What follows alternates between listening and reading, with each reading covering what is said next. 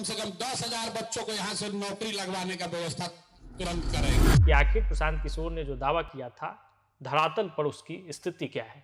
तो तैयार रहिएगा, सोनाली जी, पूछा जाएगा। भाजपा का अभेद किला बांकीपुर, जिसे प्रशांत किशोर ने जीत लिया, लेकिन प्रशांत किशोर जीतने के बाद गायब हो जाते हैं। ऐसा विपक्ष के जो लोग हैं, या यूँ कहे कि अभी भारतीय जनता पार्टी और एनडीए के जो लोग हैं वो लगातार कह रहे थे कि आखिर प्रशांत किशोर गए कहाँ, जीतने के बाद गायब कहाँ है। 4-5 दिनों से लोग उनको खोज रहे थे। तो प्रशांत किशोर आते हैं और कहते हैं कि हम गायब नहीं हुए थे, बल्कि बांकीपुर के लोगों के लिए, बिहार के लोगों के लिए व्यवस्था करने गए थे, नौकरी की व्यवस्था। और कहते हैं कि सीवी लाइए, 10,000 युवाओं को नौकरी दिलाएंगे। जिसके बाद राजनीतिक बवाल शुरू हो जाता है, आरोप प्रत्यारोप का दौर शुरू होता है। और ये पूछ रहे हैं लोग कि भाई 10,000 नौकरी कहाँ से देंगे, और क्या बिहार में देंगे, बिहार से बाहर देंगे। तो इन तमाम मुद्दों पे बातचीत करने के लिए जनसुराज से अभी हमारे साथ है सोनाली आनंद जी। सबसे पहले तो स्वागत है आपका। बहुत बहुत धन्यवाद। तो सवाल तो यही है कि प्रशांत जी कहाँ थे, गायब थे क्या? चुनाव से पहले या चुनाव के दौरान जनसुराज ने फील्ड में बहुत मेहनत की, सबने देखा। और उसके बाद जब हमारी जीत हासिल हुई, हमने तुरंत ही उस पर विचार करना शुरू किया कि हमारी रणनीति कहाँ से शुरू होगी, हमारा काम कहाँ से शुरू होगा। तो बेसिकली आपको स्टडी करने के लिए, कुछ सोचने के लिए एक समय चाहिए होता है, और ये सही समय जनसुराज ले रहा था या प्रशांत किशोर जी ले रहे थे। और जैसे ही उन्होंने घोषणा की, प्रिपरेशन जिसकी हम बात कर रहे हैं, जैसे ही वो बैकग्राउंड में एक प्लान तैयार हुआ, वो वैसे ही उसकी घोषणा करते हैं। ये आके कहते हैं कि हम इतने युवाओं को, कम से कम 10,000 युवाओं को नौकरी की व्यवस्था की जाएगी। क्योंकि ये फैक्ट किसी से छिपा हुआ नहीं है कि बिहार एक बहुत ही गरीब राज्य है। यहाँ पे एम्प्लॉयमेंट की बहुत बड़ी समस्या है। बेरोज़गारी यहाँ पे बहुत ज़्यादा है, नेशनल एवरेज से भी हम कह सकते हैं ज़्यादा यहाँ पे बेरोज़गारी है। तो ये सारी चीज़ें हैं जो मुझे लगता है कि सबसे बड़ा प्रॉब्लम है बिहार के परिप्रेक्ष्य में या सोशल एरिना में आप कह सकते हैं। तो ये सबसे पहला चीज़ हुआ, और सबसे इम्पोर्टेंट चीज़ हुआ कि प्रशांत किशोर जी ने एम्प्लॉयमेंट को छुआ, रोज़गार को छुआ, और ये वादा किया कि हम इतने बच्चों को रोज़गार देंगे। क्योंकि सबसे पहली बात यह है कि आपको जब एक लंबा प्रॉब्लम होता है, आपको एक इमीडिएट सोल्यूशन देना होता है, एक आपको लॉन्ग टर्म सोल्यूशन देना होता है। तो लॉन्ग टर्म सोल्यूशन आपको बहुत लंबा समय लगता है, थोड़ा सा लंबा समय लगता है, क्योंकि आपको बहुत तैयारी करनी होती है, स्टडी करना होता है, प्रिपरेशन करनी होती है। लेकिन इमीडिएट रिलीफ के लिए ये जो घोषणा की गई है, मुझे लगता है ये बहुत ही कारगर होगी।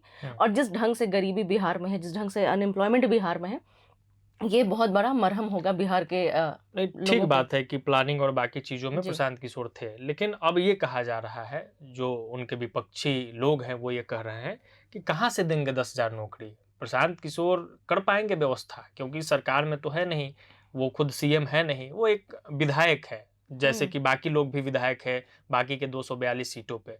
तो कैसे व्यवस्था करेंगे प्रशांत किशोर? हाँ जी, प्रशांत किशोर जी आज विधायक हैं। आप कह सकते हैं कि पिछले 10 दिनों या 15 दिनों से आप उनको विधायक कह सकते हैं। लेकिन उनका जो बैकग्राउंड रहा है वो किसी से छिपा हुआ नहीं है। तो उनके जो भी कॉन्टैक्ट्स पूरे भारत में रहे, ये भी हम जानते हैं। उन्होंने कितना पॉलिटिकल कनेक्शंस बनाया है, ये भी हम जानते हैं। तो डेफिनेटली जो आज तक उन्होंने काम किया है, अब उसका फ़ायदा उठाने का समय आया, उसको लीवरेज करने का समय आया है। तो बेसिकली उन्होंने कहा कि जितने भी इंडस्ट्रियलिस्ट बाहर होंगे या फिर बिहार के अंदर भी होंगे, तो ये 10,000 की जो संख्या कही जा रही है, वो सारे चीज़ों इंडस्ट्रीज में या जो जिनके कॉन्टैक्ट्स प्रशांत किशोर जी के हैं, उन्हें वहाँ पे पहले बिहारियों को प्रेफरेंस दिया जाएगा, जो कि बात कही गई है।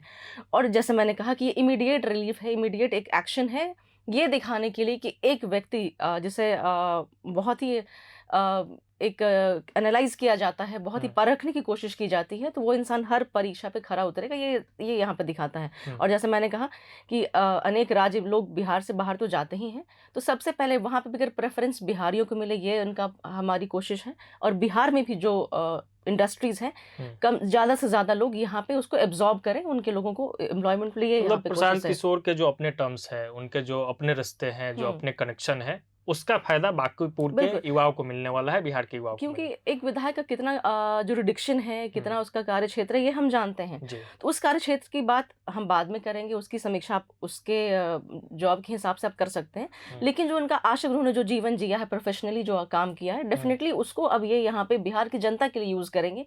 तो जो सवाल बार-बार उठता था कि उन्होंने समाज के लिए क्या किया है, ये अब इसका उत्तर मिलेगा कि एक साधारण व्यक्ति अगर इच्छा रखता है और उसका कॉन्टैक्ट्स हैं, अगर उसको यूज़ करना चाहे तो वो समाज को बहुत फ़ायदा पहुँचा सकता है और ये यहाँ पे दिखाई पड़ेगी कुछ दिनों बाद। एक नई नवेली पार्टी, हालांकि अब बहुत नया तो नहीं कह सकते हैं, एक नए विधायक, तो पार्टी की तरफ से आप ये दावा कर रही हैं कि जो प्रशांत किशोर ने कहा है वो पूरा हो पाएगा, या अभी तक आपने जो कहा कि हाँ नौकरी मिलेगा ही मिलेगा, तो मिलेगा नौकरी, युवा बिल्कुल। आश्वस्त हो जाए? बिल्कुल हो जाए, क्योंकि सबसे पहली बात सीवी की बात कही गई, सीवी डिमांड किया गया है। 10,000 की संख्या बिल्कुल एक तौर पे क्लियर कट कही गई है। दूसरी बात यहाँ पे ये भी कही गई है कि सरकारी नौकरी से आप ना समझे, ये भी एक डिस्क्लेमर दिया गया है यहाँ पे, लेकिन हाँ रोजगार की बात कही गई है।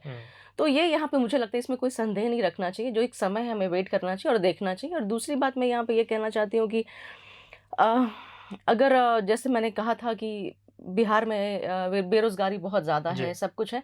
तो अगर हम ये देखें ना, क्योंकि पलायन की भी बात हमने जनसुराज ने बहुत कही, हमने कही है, तो इसको ये हमारा सबसे बड़ा एजेंडा जिस पे हम काम करेंगे। लेकिन अगर आप इसको डेटा के टर्म्स में देखें तो नीतीश कुमार के राज्य की अगर हम बात करते हैं, उनके शासन की बात करते हैं, तो 2005 से लेकर 25 तक अगर जनसंख्या की हम बात करते हैं तो जनसंख्या हमारा आप कह सकते हैं कि 100% उसकी वृद्धि हुई है जनसंख्या में 5 से लेकर अभी तक। लेकिन अगर हम वहीं पे माइग्रेशन की बात कर देते हैं तो हमें ये दिखाई पड़ता है कि माइग्रेशन हमारा 250% में वृद्धि हुई है। तो कहीं ना कहीं जो स्टेट गवर्नमेंट है हमारी, उसकी फेलियर रही है।